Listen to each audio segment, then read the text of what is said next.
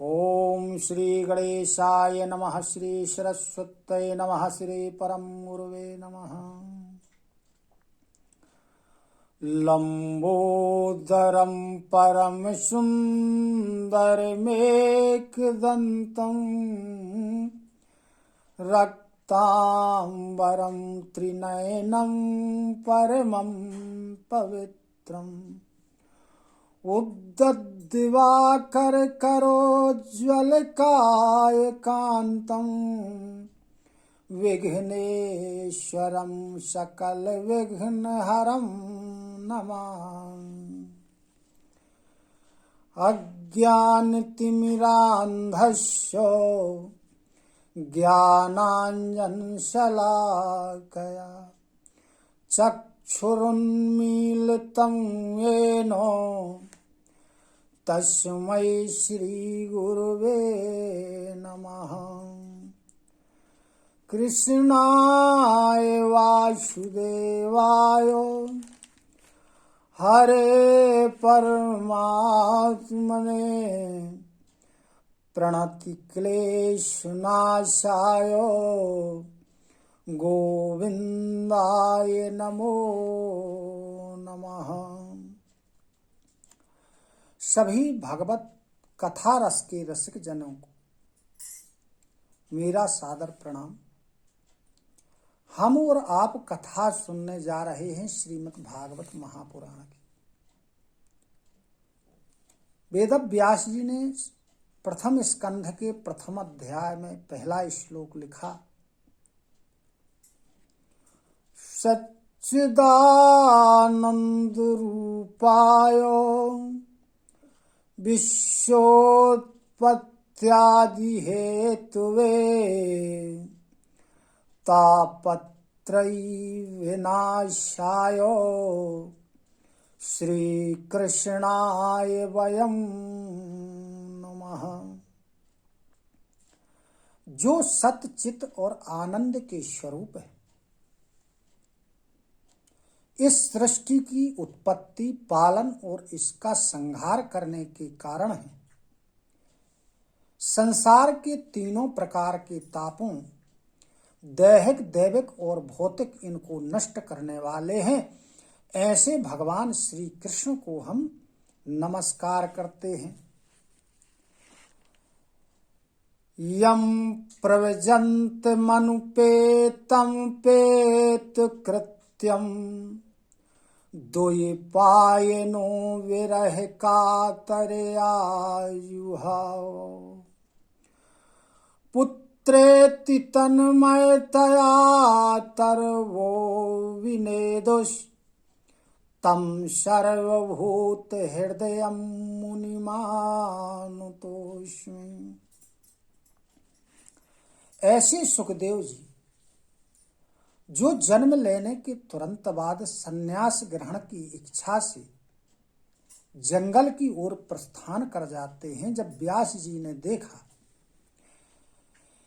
कि मेरे पुत्र जन्म लेते ही भाग रहे हैं, अतः वो उनके पीछे पीछे जोर से आवाज लगाते हुए कि हा पुत्र, हे पुत्र, ठहरिए। लेकिन सुखदेव जी भगवान के ध्यान में मग्न हैं, अतः चले जा रहे हैं, कोई उत्तर नहीं देते। जब वृक्षों लताओं ने देखा कि सुखदेव जी कोई उत्तर नहीं दे रहे हैं, तब उन्होंने सुखदेव जी की तरफ से उत्तर दिया। ऐसे सुखदेव जी को हम सादर प्रणाम करते हैं। अब कथा प्रारंभ होती है कि एक बार भगवान की कथा रूपी जो अमृत है, इसके कथा रस के पान करने में कुशल शौनक आदि 88,000 ऋषि नैमिषारण्य क्षेत्र में एकत्रित हुए। उनको कथा श्रवण कराने के लिए सूत जी सभा में विराजमान हुए। तब शौनक जी सूत जी से प्रश्न करते हैं। श्रीमद् भागवत महापुराण में प्रश्नोत्तरी के द्वारा ही कथा का विस्तार हुआ है। जो श्रोता उसमें हैं उनके द्वारा प्रश्न किए गए, वक्ताओं के द्वारा उसके उत्तर दिए गए। तो शौनक जी पहला प्रश्न करते हैं, कहते हैं कि हमारे कानों के लिए रसासन स्वरूप जो रसायन का काम करती है ऐसी कथा कही। प्रश्न करते हैं शौनक जी, भक्ति ज्ञान विरागाप्तो विवेको वर्धते महान, माया मोहि निराशस्य वैष्णवे क्रियते कथम। शौनक जी प्रश्न करते हैं कि भक्ति और ज्ञान तथा वैराग्य से जो विवेक प्राप्त होता है, विवेक की बुद्धि प्राप्त होती है, उसका वैष्णव लोग उपयोग कैसे करते हैं और उसका उपयोग करके इस संसार की माया मोह से अपना पीछा कैसे छुड़ाते। दूसरा प्रश्न किया कि इस कलयुग के जीव प्रायः आसुरी प्रवृत्ति के हो गए, जिसके कारण वे अनेक प्रकार के क्लेशों से पीड़ित हो रहे। अतः जीवों को शुद्ध करने के लिए, उन्हें दैवी शक्ति संपन्न बनाने के लिए क्या उपाय है। तब श्री सूत जी कहते हैं कि हे शौनक आदि ऋषियों, सावधान होकर के सुनिए। कालो व्याल मुख ग्रासो त्रासु निर्वाणो हेतुवे, श्रीमद्भागवतम शास्त्रम कलोकीरेण नाभाषितम। कहते हैं कि इस जो संसार का काल रूपी सर्प है, इसके मुख का ग्रास बनने के भय को दूर करने के लिए इस कलयुग में केवल भागवत शास्त्र की कथा है, जिसे सुखदेव जी ने राजा परीक्षित को सुनाया। अतः सबसे अच्छा साधन श्रीमद् भागवत महापुराण की कथा है।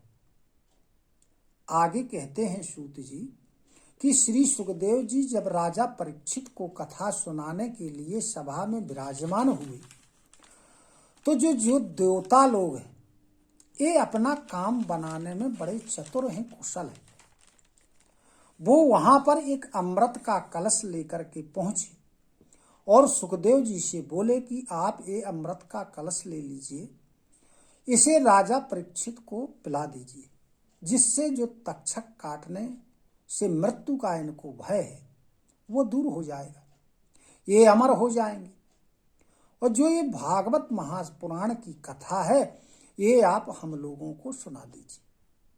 तब श्री सुखदेव जी ने कहा कि जो ये आपका अमृत है, ये कांच के समान है, और श्रीमद् भागवत महापुराण की जो कथा है ये मणि के समान है, अतः इसकी दोनों की कोई बराबरी नहीं है।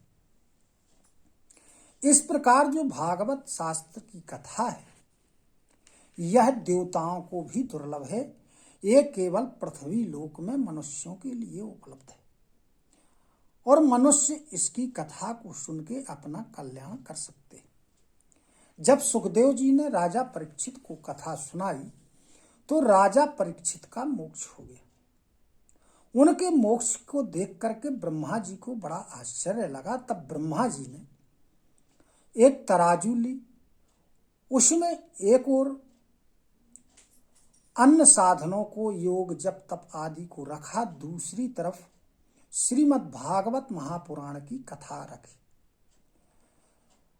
कथा का जो पलड़ा था वो भारी रहा, अन्य साधनों का हल्का पड़ गया।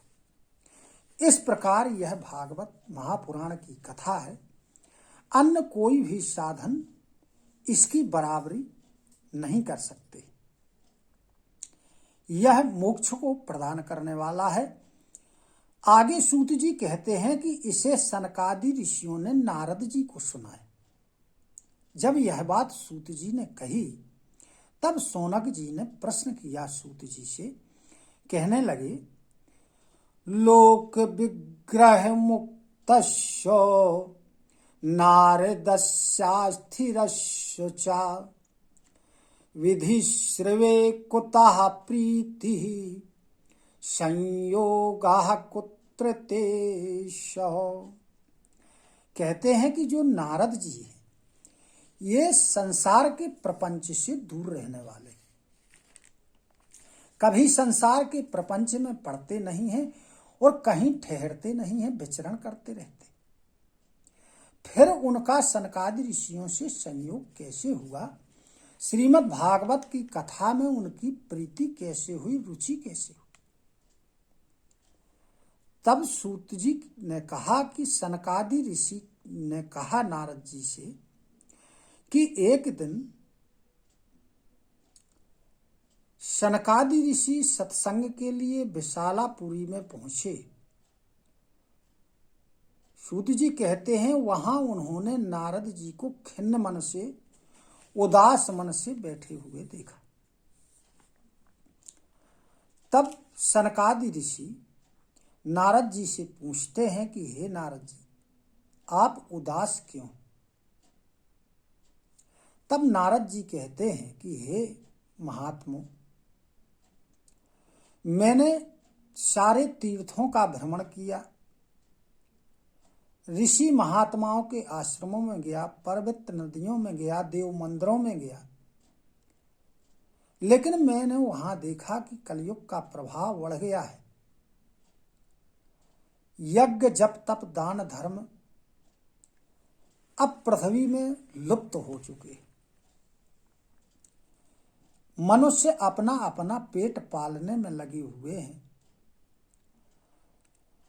फिर नारद जी कहते हैं कि मैं विचरण करता हुआ यमुना जी के तट पर पहुंचा। वहां मैंने एक आश्चर्य देखा। वहां एक युवती स्त्री बैठी हुई थी, उसके पास दो वृद्ध पुरुष अचेतन अवस्था में पड़े हुए थे। वहीं कुछ स्त्रियां बैठी हुई समझाइश उस स्त्री को दे रही थी, उसकी सेवा कर रही थी, पंखा चल रही थी। मैं वहां से निकला तो उस युवती स्त्री ने मुझे आवाज दी, कहा, अरे साधु ठहर जाइए, बड़ी भाग्य होती है जब आपका दर्शन प्राप्त होता है। तब मैं उसके पास ठहर गया। मैंने उस स्त्री से पूछा कि हे देवी, आप कौन हैं? आपके पास जो ये पुरुष अचेतन अवस्था में पड़े हुए हैं, ये कौन हैं और ये स्त्रियां कौन हैं? तब उस स्त्री ने नारद जी से कहा, अहम भक्तिरिति ख्याता यमौ में तनयो मतो ज्ञान वैराग्य नामानो काले योगेन जरो। वह युवती स्त्री कहती है कि हे महात्मन, मैं भक्ति हूं और जो मेरे पास ये दो वृद्ध पुरुष पड़े हुए हैं इनका नाम ज्ञान और वैराग्य है। यह मेरे पुत्र है। मैं युवा हूं, ये दोनों वृद्ध हैं। जो स्त्रियां मेरे पास बैठी हुई हैं ये गंगा आदि पवित्र नदियां हैं। काल के प्रभाव से ये वृद्ध हो चुके हैं, जर्जर हो चुके। मैं द्रविड़ देश में पैदा हुई, महाराष्ट्र में पली बढ़ी। गुजरात आने के बाद हम लोग वृद्धावस्था को प्राप्त हो गए। फिर यहाँ वृंदावन धाम आए। वृंदावन धाम में मैं युवती हो गई और ये दोनों जर्जर ही रहे, ये यौवन को प्राप्त नहीं हुए। अतः आप भी बताइए कि ये विपरीतता क्यों है कि मां युवा है और बालक वृद्ध है। तब नारद जी ने कहा कि हे देवी, श्री हरि ही आपका कल्याण कर सकते हैं। नारद जी कहते हैं कि हे देवी, सावधान होकर सुनो। यह कलयुग का प्रभाव है। इसमें योग, जप, तप, दान आदि सदाचार सब लुप्त हो चुके हैं। इस समय जिस पुरुष का धैर्य बना रहे वही ज्ञानी और वही पंडित है। वृंदावन धाम जो है इसमें भक्ति सदा नृत्य करती रहती है। अतः तुम तो युवती हो गई, तरुणी हो गई, लेकिन यहाँ ज्ञान और वैराग्य का कोई ग्राहक वृंदावन धाम में नहीं है। अतः जो दोनों आपके पुत्र हैं ये अचेतन अवस्था में, वृद्धावस्था में है। तब जब नारद जी के ऐसे वचन भक्ति ने सुने, उस युवती ने सुने, तो वह फिर से नारद जी से प्रश्न करती है, कहती है, कथम परीक्षिता राज्ञा स्थापितो शुचि कली प्रवृत्ते तु कलो सर्व सारः कुत्र गतो महान। यह कलयुग यदि ऐसा ही था तो फिर राजा परीक्षित ने इसको पृथ्वी पर रहने क्यों दिया? और जो करुणामय भगवान श्री हरि हैं वह ऐसा अधर्म देख कैसे पा रहे? नारद जी ने कहा कि हे कल्याणी, जो फल जप, तप, योग, समाधि आदि से भी नहीं प्राप्त होता है वह इस कलयुग में भगवान के नाम का कीर्तन करने से प्राप्त हो जाता है। इसलिए राजा परीक्षित ने इसे पृथ्वी पर रहने दिया। नारद जी कहते हैं कि हे कल्याणी, कलयुग में लोग कुकर्म में प्रवृत्त हो जाते हैं, जिसके कारण काम, क्रोध, लोभ, मोह, मद, मत्सर आदि का बढ़ावा हो जाता है, उनकी वृद्धि हो जाती है। मंदिरों में, पवित्र नदियों में, स्थानों में अधर्मी लोग अपना कब्जा जमा लेते हैं, जिसके कारण उनका सार चला जाता है। श्रीमद् भागवत कथा का भी सार चला गया है, क्योंकि ब्राह्मण लोग धन के लालच में घर घर इस कथा को, जो अनधिकारी भी हैं उन्हें भी कथा का श्रवण कराते, जिसके कारण कथा का भी सार चला गया है। लेकिन इसमें कोई किसी का दोष नहीं है, क्योंकि यह कलयुग का प्रभाव है। इसके प्रभाव के कारण ही ऐसा सब हो रहा है। भक्ति ने जब नारद जी के वचनों को सुना तो भक्ति नारद जी से कहती है कि हे देवर्षि, आप धन्य हैं, मेरा बड़ा सौभाग्य है जो मुझे आपका दर्शन हुआ। आगे भक्ति कहती हैं, जयति जगति मायां यस्य कायाधुवस्ते वचन रचन मेकं केवलं चाकुलयो ध्रुव पद्मपियातो यत् कृपातो ध्रुवोऽयं सकल कुशल पात्रं ब्रह्मपुत्रं नतास्मि। कहती है कि हे ब्रह्मा जी के पुत्र, हे महात्मन, आपके एक बार का उपदेश धारण करके कयाधु के जो पुत्र थे प्रहलाद, उन्होंने इस माया पर विजय प्राप्त कर ली। आपकी ही कृपा से ध्रुव को ध्रुव पद प्राप्त हुआ।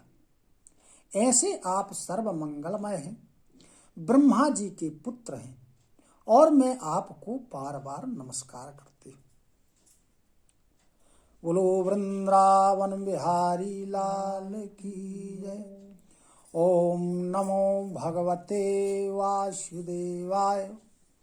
ओम नमो नारायणाय।